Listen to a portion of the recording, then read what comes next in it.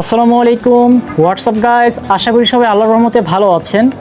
তো আপনারা খেয়াল করেছেন যে রিসেন্টলি 2 থেকে আড়াই মাস যাবত আমাদের YouTube channel MD Ashiq blogs থেকে কোনো নতুন ব্লগ ভিডিও আপলোড হচ্ছে না।